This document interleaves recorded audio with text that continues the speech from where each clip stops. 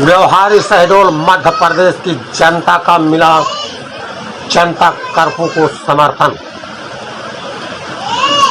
सूनी रही सड़कें, बस स्टैंड,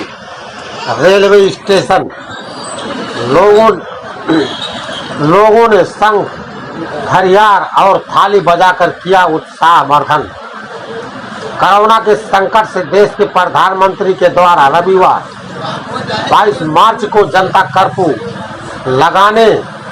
का ऐलान किया गया था, जिसके तहत पूरे देश की सड़कें सूनी हैं,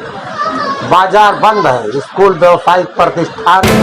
और अन्य सभी कार्य